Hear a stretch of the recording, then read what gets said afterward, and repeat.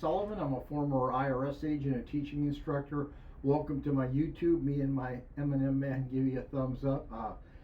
This is the home, by the way, of the 5 minute or less video. I can tell you everything you need to know.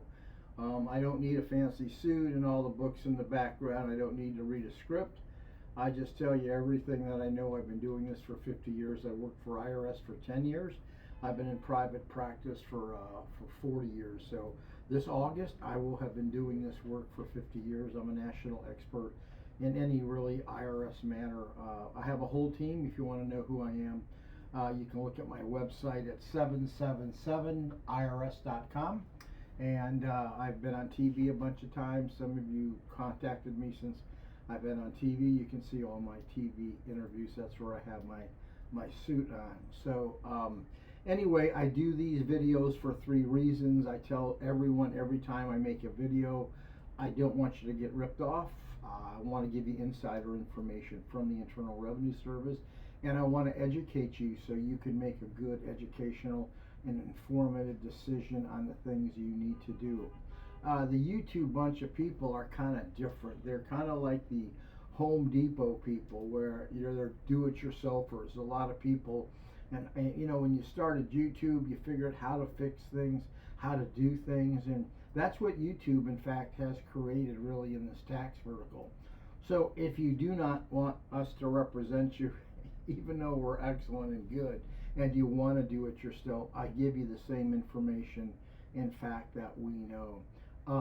I want to tell you today the crux of IRS and representation, and when you owe IRS debt, a lot of it comes down, the weight of this, 50% of the weight comes down to understanding the IRS national standards. And that's what I want to talk to you about, the importance of the IRS National Standards Program. And if you don't know this and you're going to represent yourself, you're going to get fried by Internal Revenue Service. I was a former revenue officer. I've taken, I don't know, thousands and thousands of 433As, 433Fs.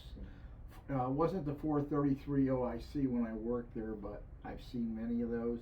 I've taught the offer program at IRS. So let me get down to this so you know, because I don't want to spend a lot of time on this, but the IRS National Standard Program can make or break your case. As a former IRS agent, there's only 2 things I'm interested in looking at on your financial statement: what your assets and liquidity are, and the national standards. Let me explain what the national standards is.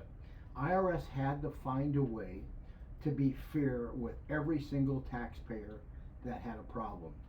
It makes a lot of sense. So what they did, the Department of Labor came along and they went to every county in the United States and they set up standards in which the average person lived at in that county.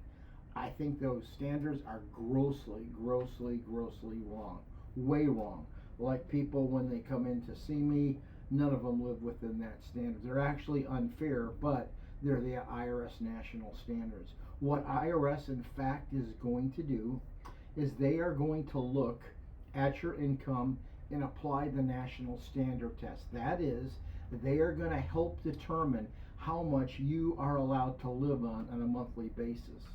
So when you give IRS your financial statement, what you don't know is you're going to give IRS your actual expenses. IRS is going to get their pen and scratch that all out, says, those are not our national standards. We're going to go to the Department of Labor statistics for your county, and IRS actually has them. If you go in your toolbar and put the IRS national standards for food and clothing, you will populate what IRS is going to allow you for food and clothing. It'll give you what they allow, and then an increment for every person that's going to fall under you. IRS has a national standard for housing and utilities. That is a big wake-up call. I live in Fort Lauderdale here. The IRS national standard for for housing, utilities, cable, water, electric, rent, or mortgage is about $1,800. There's no way I have anyone come in here who lives with that, but that's the national standard. IRS has national standards for car operating cost, and actual how much you can spend on a car payment, ownership cost. So if you want to find out what those standards are, just go in your toolbar, put IRS national standards for food and clothing. Next one, housing and utilities. Housing and utilities goes to every state, and then you populate your state and then look for the county. And then they have a standard for a car, owning a car and driving a car.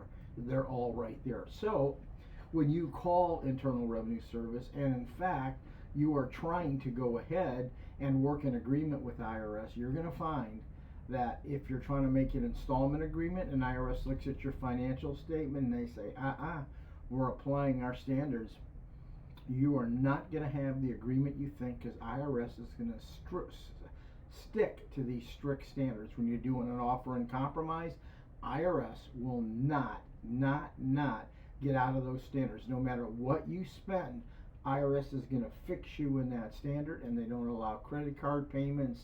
They don't allow college tuition.